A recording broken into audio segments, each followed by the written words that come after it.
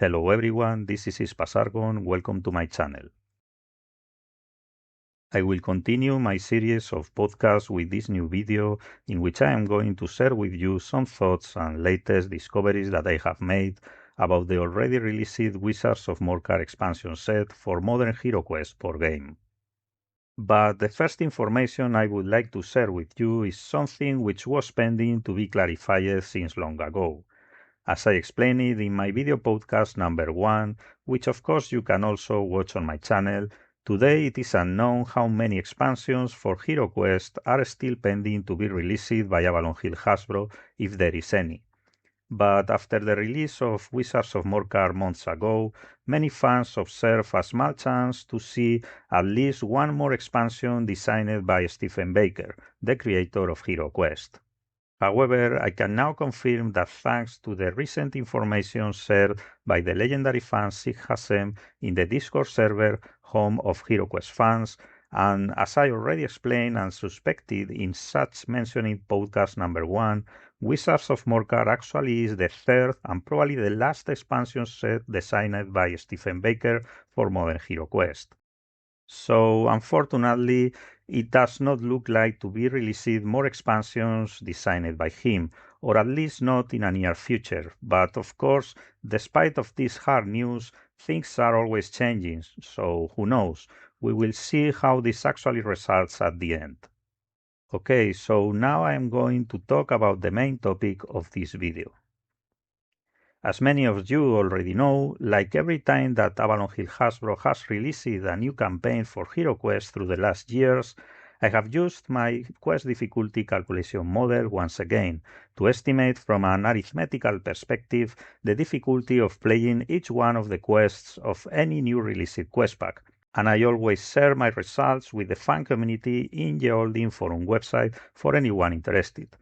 Then, like always before, now I did the same with the Wizards of Morcar expansion, and to allow easy comparisons, I also saw the results I obtained with the ones from the rest of the expansions released so far, ordered according to the official play order defined by Avalon Hill, which I already described and explained in my podcast number 5 of this video series.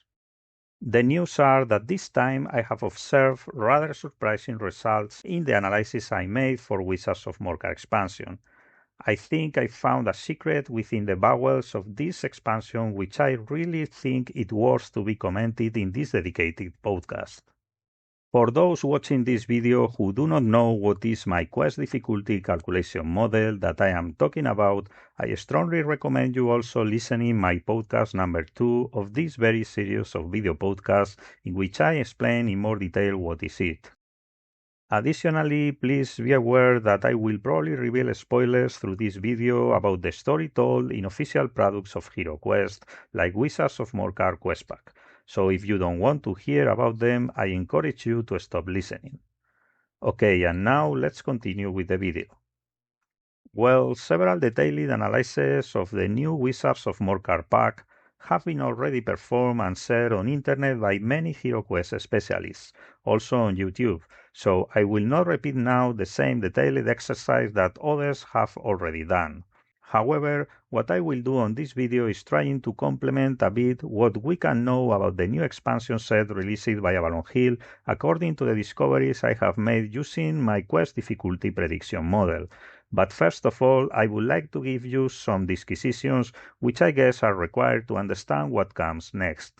Okay, so back in December 2025, just some days after all the content of Wizards of Morcar pack was leaked on internet for the first time, I participated in a live video in La Guarida de Morcar YouTube channel with other specialists, which I recommend you watching too, in which we were analyzing the final design of the expansion set, and after our exchanges, most of us in the Cristobal's lair suspected that maybe several rules and quests from the expansion have not been playtested too much.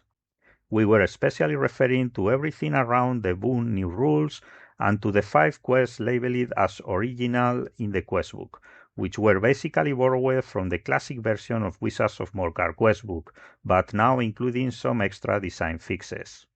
Then, in my opinion and the opinion of many others in social media, the new Boon rules look too overpowered. The extra skills the boons give to the heroes are rather far compared with the other existing aids the heroes may get through their other adventures, and the way they can get the boons in the outpost looks to be too easy, and I am saying all this without mentioning the, in my opinion, insane reward of 2 boons per quest and hero got by the party if they are able to complete the full campaign of Wizards of Morcar. Moreover, it is also thematically hard to accept for me and many players that some of the boons gained by the heroes in the outpost are not lent forever and may be different from one quest to another. It is like if our heroes had memory problems or something similar.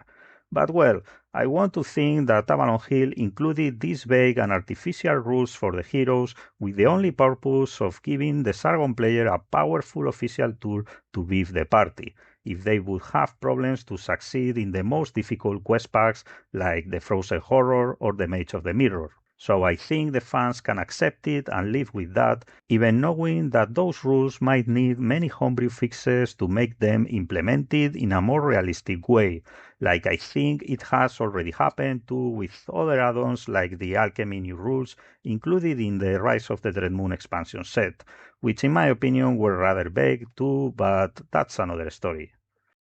But the point that really worries me about Wizards of Morcar expansion set is how some of its quests are designed.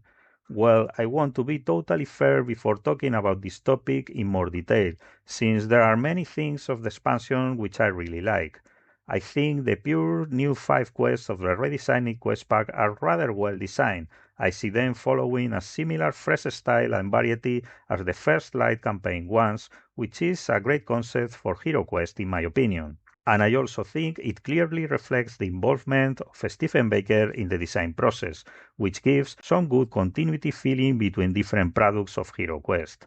I also like the overall story of the expansion, which certainly was vague and incomplete in its classic version, even considering the bit unpopular change in the classic lore of including the Nyasha character instead of her father, Grasok, and the valiant decision of explicitly clarifying that Morcar and Sargon are actually the same character. The best vanilla background solution that I think the majority of the fans, including myself, have appreciated a lot. I honestly think that any other exotic lore decision of this Morcar Sargon matter had been a disaster since it had gone against the most accepted imaginary about it through decades within the fans community. So I would like to give right now my sincere acknowledgement for the effort to whoever took such a smart decision in the expansion design team. So thank you so much.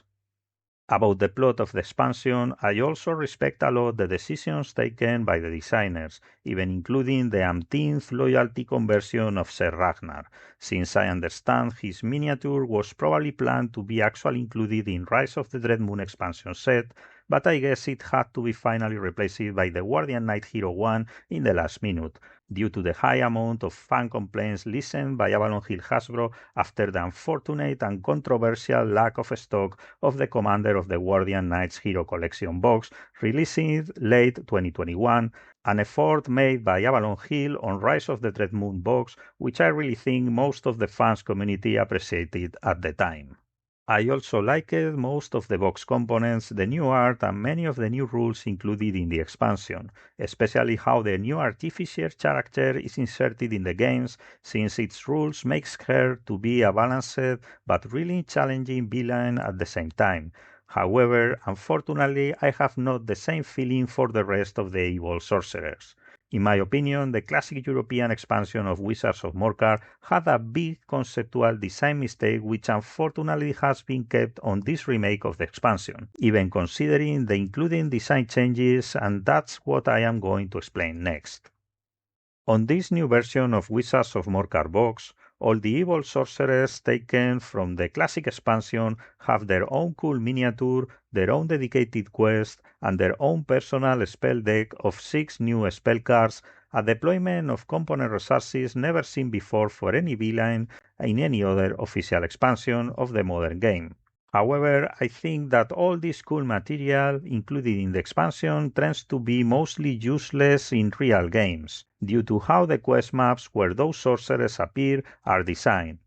most of the rooms where those old villains appear place the evil sorcerer in an extremely exposed position. Without any protection barrier, this means that in most of the cases, if the heroes reach the room where the villain is and open its door, they will probably be able to kill the evil sorcerer in the first or second turn, without barely giving any chance to the evil wizard to cast more than one of their 6 new personal super cool spells, and that will happen in the best case.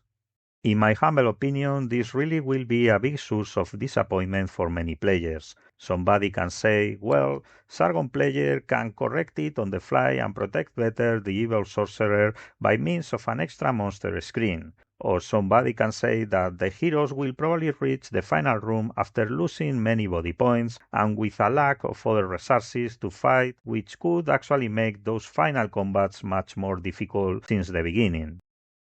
Well, of course, all those ideas could be true, but as it was recently very well and hard work explained on a video by the YouTube channel El Absurdeta, the insane amount of gold which can be potentially found by the heroes in the first quests of the expansion, which give them the chance to easily hire up to 12 or 16 mercenaries, will probably make so easy to reach the final room by the heroes. So sorry, I think having to fix all those design topics by the players should not be something to expect from a finished official product, in my opinion. I guess that most of the people who buys a board game box expects that somebody has checked very well what is inside before selling it, and I am not sure if those buyers will really find that on this expansion.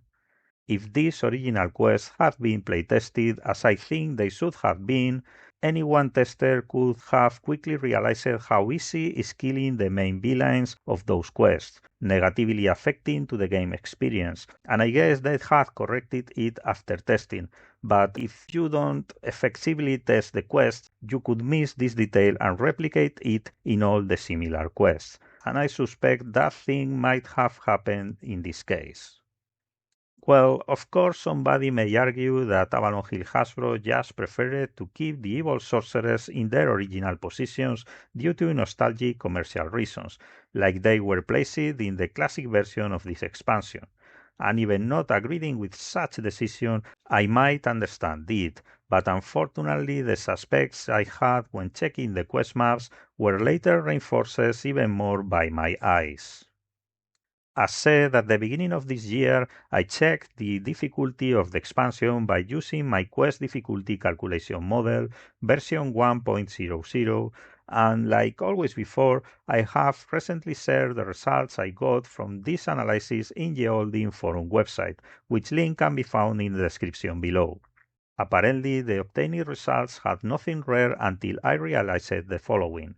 Surprisingly, my model estimated mostly the same exact difficulty for all the classic quests included in this remake of the quest pack. I am talking about quests number 3, 4, 5, 6, and 8, which surprisingly all of them resulted inside the narrow difficulty range of 10,200 and 10,600 difficulty points, which is for me a mind-blowing result.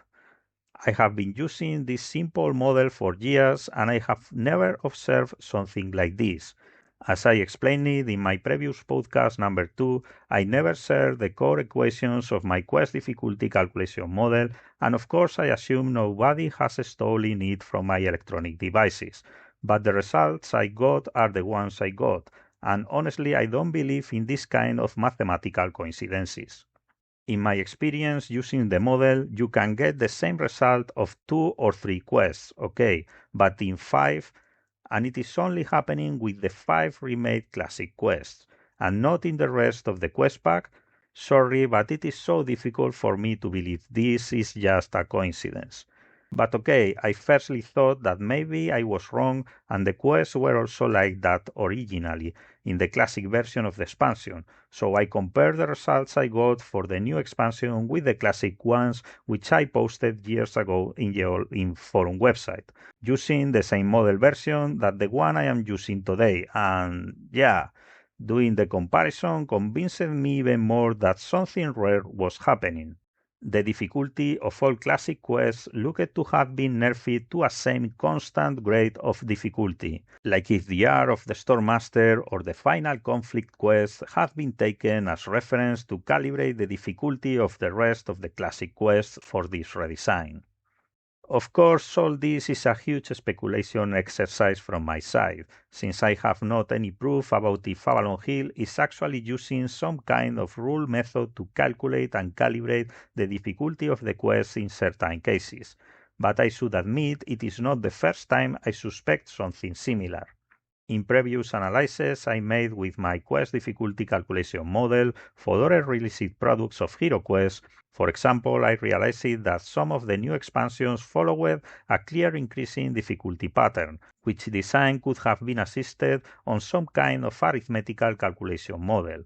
I am talking, for example, in cases as the Crypt of Perpetual Darkness expansion or Rise of the Dread Moon, which clear rising trends and both are purely new expansions from the Avalon Hill era. Another example, which also made me suspect back in the day, was the design of online solo quest Into the Northlands, which surprisingly looked to have a very similar difficulty level using my model as the initial 3 solo quests of the Frozen Horror expansion to be played right after Into the Northlands. Maybe the calibration model being used by Avalon Hill design team is just a simple body points counter for all monsters of the quest, or something inspired in the team power calculation method of the tournament rules described for the arena in Against the Overhorde expansion questbook. But as said, when I observed this kind of details using my quest difficulty calculation model, of course I started to suspect about such possibility. Anyway, right after I discovered these results back in January 2026, I even asked Avalon Hill on their official Discord channel without any response yet. But according to my investigations, sorry, but I suspect that I have found clear evidences that some kind of fix has been introduced in the classic quest of the expansion based on mathematics. If I were right, of course they had used a different model than mine, based in different hypotheses and obtaining different difficulty values from a quantitative standpoint. But the qualitative target of such exercise, which I bet was trying to have the 5 quests with similar difficulty, I think could have been also achieved using a different model than mine, since it could just have been a comparison exercise between the results obtained for each quest.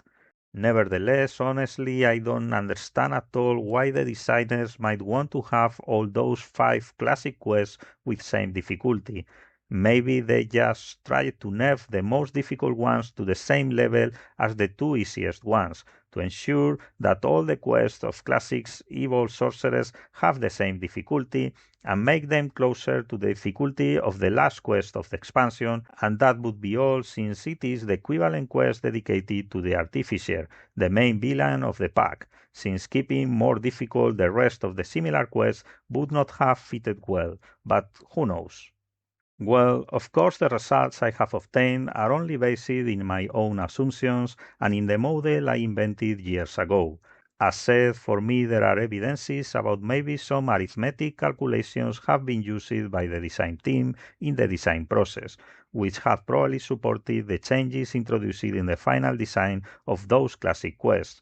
And I honestly don't see any problem in using, for such purposes, a mathematical model similar to the one I created. But as I introduced it before, those quests, in my opinion, didn't look to me very well tested even before checking them with my prediction model. And as I explained it in my podcast number 2, I think that if you don't have an ideal and super powerful model which could simulate on all its shape a full game of HeroQuest, using a model like mine, with its many limitations to calibrate the difficulty of a quest map, I think it must be always complemented with a minimum loops of playtest to be sure your quest prototype has no issues which you could have missed in the drafts. Of course, I don't have any proof either about no sufficient playtests have been performed during the design process of Wizards expansion set, but sorry, after these observations, even respecting the work Avalon Hill is doing with HeroQuest franchise, it is so difficult for me to believe the opposite. Nevertheless, I would like to be clear. The only thing I pretend with this video is just sharing with you what I discovered, based on my own hypotheses, and let you freely derive your own conclusions, since otherwise this information had been kept hidden forever in my drawer. Anyway, what if my suspects were right, and Avalon Hill is using some kind of mathematical method to design HeroQuest quest packs? I have already said my opinion on this podcast, but I would like to know your thoughts too. What do you think about it? How long do you think they might be using it? Since the release of the Mythic Tier new expansions, or maybe they started later?